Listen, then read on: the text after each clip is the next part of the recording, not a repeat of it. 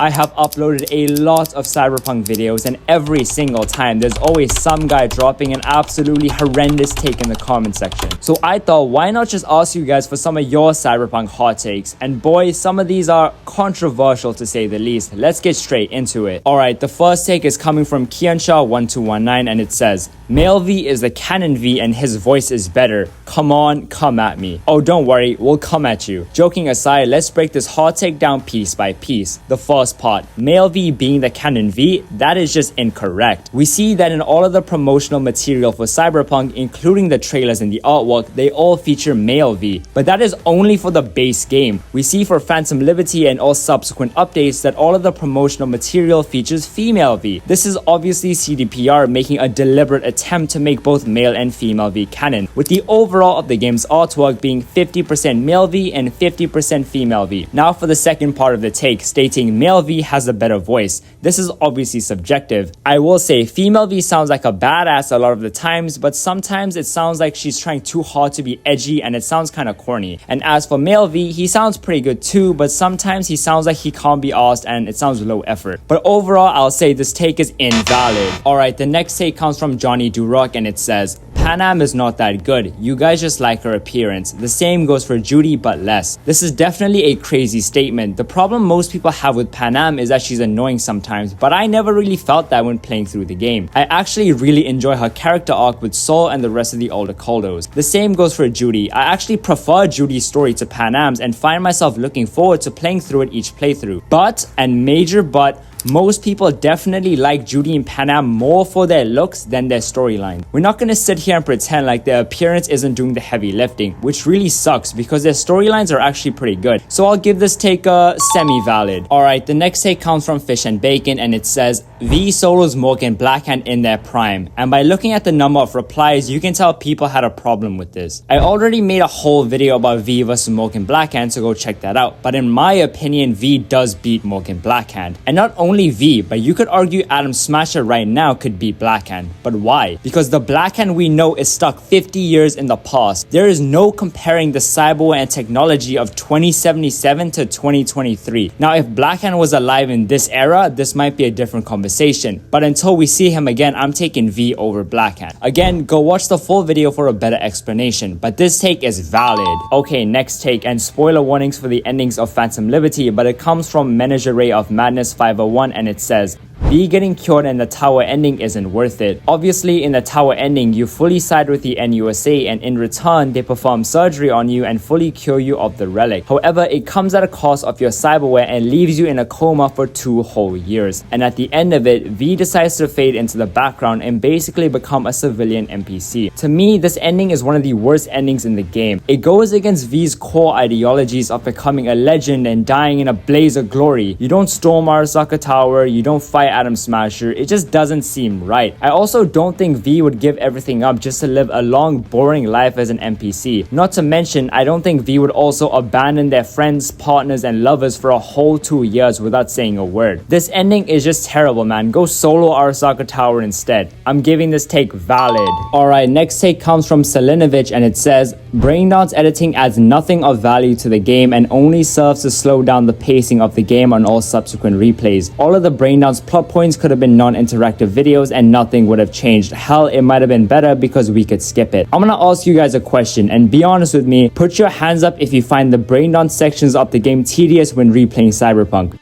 No, but guys, let's be real. It was only really cool the first time, but once you're on your 4th replay, it's just annoying. Perhaps if they implemented it better or actually used it more other than just in a few missions, it would actually be a better feature. It feels more like a gimmick than an actual core part of the game, so I'm giving this take a valid. Okay, and for the next take, again, spoiler warnings for the Phantom Liberty endings, but it comes from Jax51, and it says, Killing Songbird in the Cynosure bunker is the morally correct story outcome in Phantom Liberty, and I 1000% agree. And to me, this is actually the best ending for Phantom Liberty. Think about it. Whether you love Somi or hate Somi, this is the best option. Without going on for too long, killing Somi is the best because she lied to us the entire game and used us, so she low-key deserves it. It'll also end her suffering, so it's the humane and kind thing to do. I mean, she literally begs you to kill her. It'll stop the NUSA from getting their hands on Somi, which is good because we hate Rosalind Myers and we don't want them to have the power of the Black Wall. And it'll stop Mr. Blue Eyes from getting his hands on Somi also me while she's on the moon. Literally no downsides. Valid take 1000%. Okay, next take comes from Trayton Stargazer 6421 and it says, River is actually the best romance option. I'm not even joking, this is probably the first time in history this sentence has ever been said. All joking aside, there were actually a lot of comments saying River is actually better than people claim. I don't really know why people hate on River. It's two sides. One side says he's creepy and manipulative, and the other side says he's just a little awkward and he's cute because he's trying his best. I'ma be real, I never romanced him, because why would I romance River when I can just romance Judy instead? But you know what? I'ma give this take a semi-valid. Hashtag stop River hate. Alright, next take comes from Evil Enema and it says, the Canto should be absolutely busted and have like 100 RAM and more slots. Oh my god, thank you. Do you know how excited I was to get the Militech Canto Mark 6 only for it to be straight butt? It gets outclassed by the Tetratronic Rippler in every single category. There is not a single reason to use the Canto Mark 6 other than just for the Blackwall Gateway quick hack, which by the way isn't even that good. I mean, it only has like 4 quick hack slots and the RAM is absolutely terrible. I know people will say just use overclock mode, but dude, if I'm walking down the street and I see a group of 3 enemies, I'm not activating overclock mode just to kill 3 guys. It's such a waste. Super valid take. Okay, next take comes from Cool Story Bro Nobody Cares and it says, David Martinez was a waste of time being put in the game for a lame jacket. How's that for a hot take? Well, that is certainly a hot take. I'm super confused by this take because what did you expect them to do? What more could they have done with David Martinez in the game? It's not like they could have brought him back to life or anything. The jacket is just a little Easter egg and homage to the anime. The anime came after the game anyway, so it's just like an added bonus. Invalid take. And finally, the last take of the day comes from Chunky Yoshi 8803 and it says,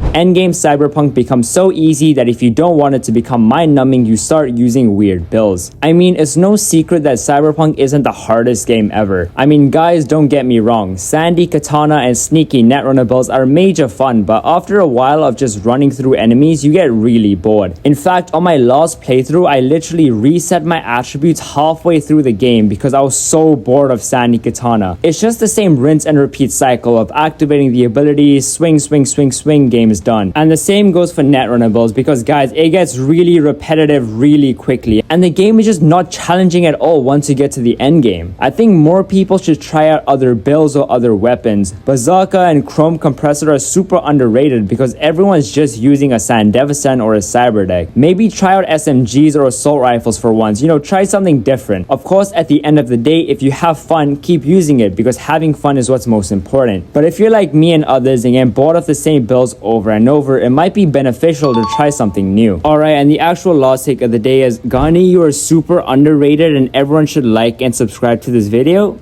Oh, well, yo, this is low-key super valid, bro. No, but in all seriousness, thank you so much for watching the video. I'm gonna keep it a beam to you. This is probably my last video, like, for a while, because summer break is over and I'm going back to school now, so I probably won't have time to, like, upload more videos, but I just wanted to say thank you so much. You guys made the summer genuinely crazy. I'll probably still upload at least one long form video every month, but I'm going to be doing a lot more shorts now, so I guess just check in for that. I love you guys all so much. Have a great day. Thank you.